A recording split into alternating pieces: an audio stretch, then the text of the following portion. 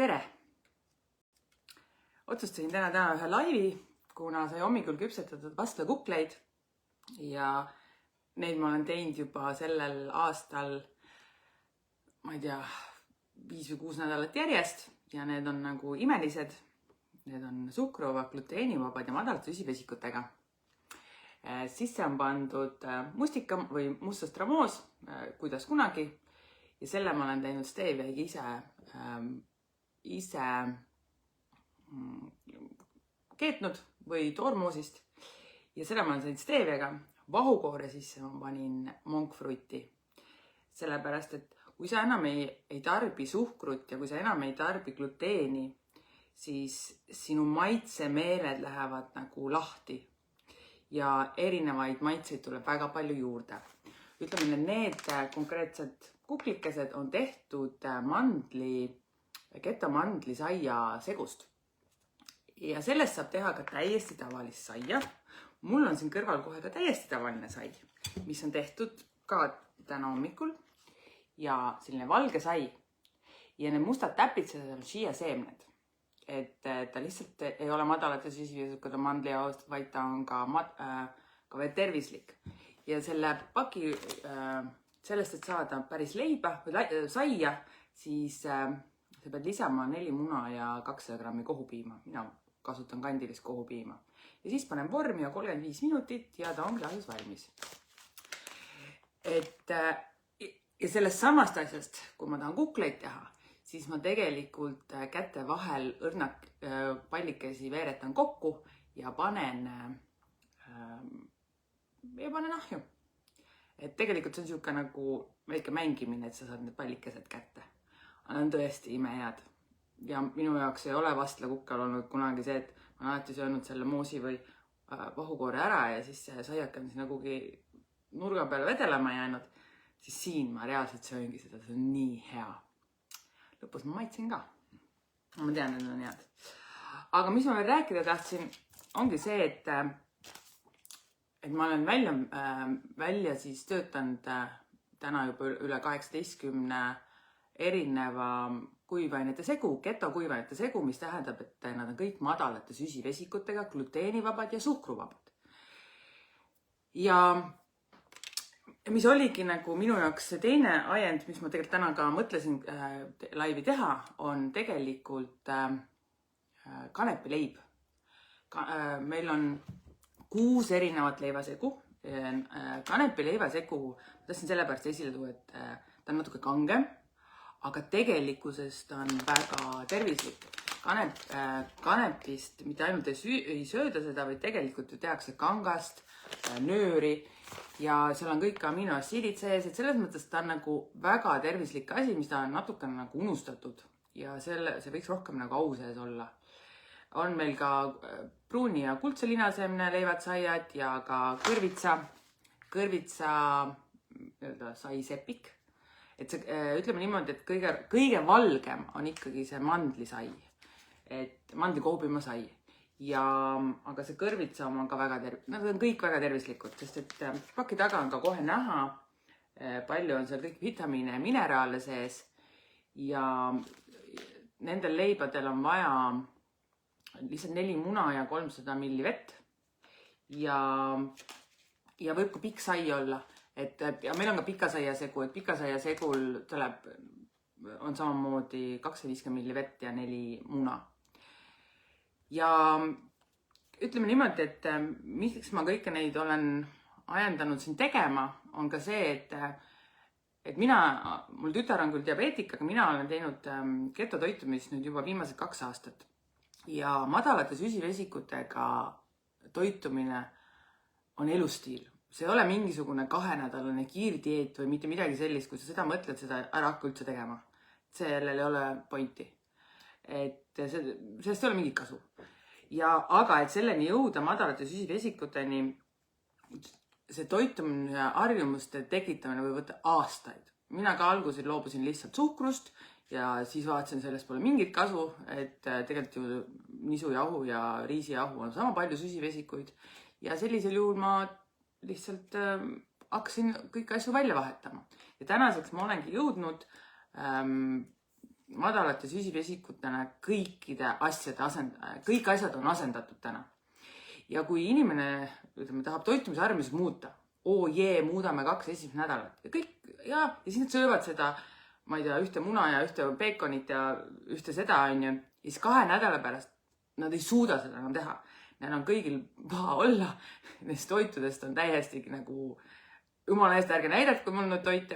Ja tegelikult hakkab siis päris elu, et ma tahaks seda leiba, ma tahaks seda pastat, ma tahaks seda burgerit. Ja siis see lähebki niimoodi. Et tegelikult sa pead olema hästi palju ette valmistatud ja sa pead olema nagu head toitu oskama.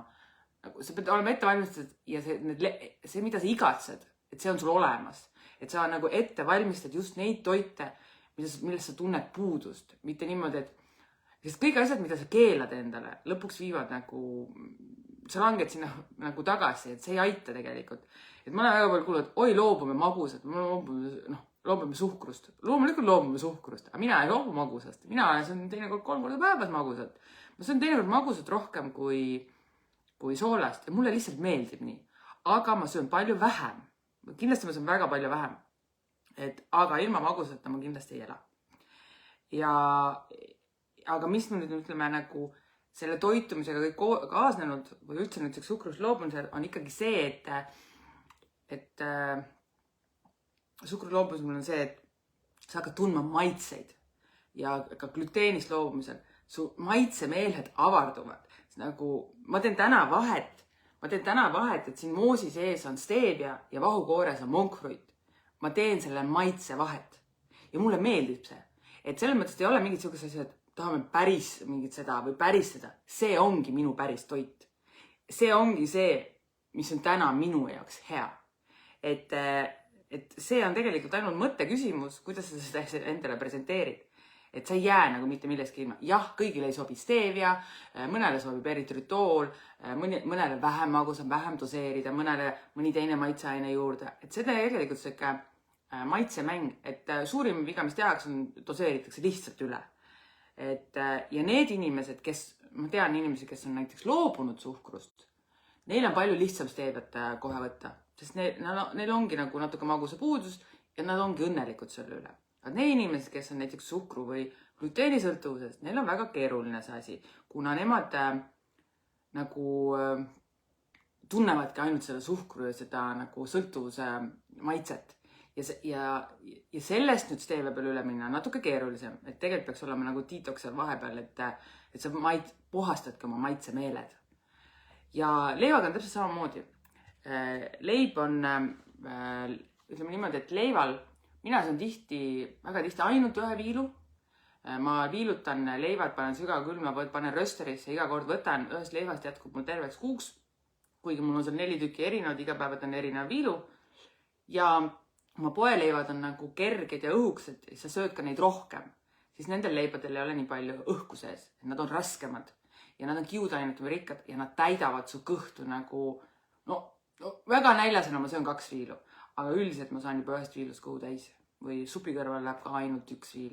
Ja just see kanepileib on, siia sisse võid igast asju panna, sa võid sinna panna kuivatatud tomateid, isegi pähkleid, veel erinevaid maitseaineid, pekitükke, ükskõik mis sulle meeldib. Et siis sa saad alati nagu erinevad leivad ja saiad. Et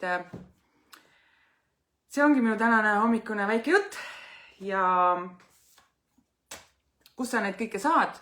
kollenstevia.ee/pood ja poes on ka kuivainete segudel on ka soodustused ja meil on tänaseks 6 erinevat leivasaiasegu, pitsapõhja, burger, taco, pannkoogid, muffinid, küpsised, erinevat sorti, kaneelisai ja tordipõhjasegud. Et need on sellised, kõik asju saab katsetada, kõik asjad, mis nagu taignaga on seotud, kõik asjad tuleb rullida või teha 2 paberi vahel, mis on väga oluline. Ja ei ole mõtet panna sinna kodus olevat muud jahu. Et pane siis kas kiudainet, kui näiteks tahad, et ta ei kleepuks nii palju, pane kindlad kätte ja siis 2 paberi vahel. See on alati nagu kõige lihtsam. Mina ise, ma söön ka neid leibasi ja neid iga päev, aga mina ise söön konkreetselt nendest mõlemast raamatust sisevalt toite iga päev. Et siin ei ole nagu, et ma natuke siit või ma tõsiselt kasutan neid.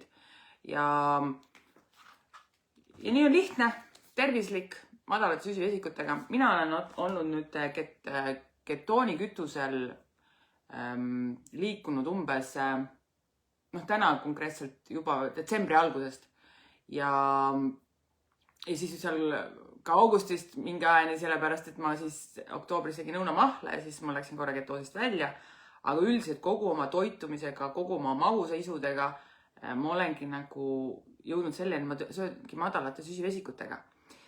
Ja naljakas on ka see, et kui ma sööngi oma magustoitu, siis ma olengi madalate süsivesikutega. Ja näiteks kui mõni nagu hakkab ketotoitumisi näiteks tegema ja räägib, et oi, ta ei suuda muna või omletti enam süüa, sorry, aga mina sööngi näiteks tiramisu. Tiramisul on ainult 2 grammi süsivesikuid ja see on 60% muna. Ja siis see ei ole nagu omlett. Et selles mõttes nagu tasub lihtsalt alternatiive otsida ja süüa seda, mis tõesti meeldib. Ja mina tänan teid täna hommikul. Ja siin on minu vastlakukkel. Ma tean, et see on juba, me oleme märtsis, vastlareid ammu, aga see lihtsalt on nii hea. Et ma arvan, et see jääb nüüd selleks aastaks hetkel nüüd viimaseks. Aga mulle meeldib see. Ilusat hommikut teile. Ja mina naudin. Ciao!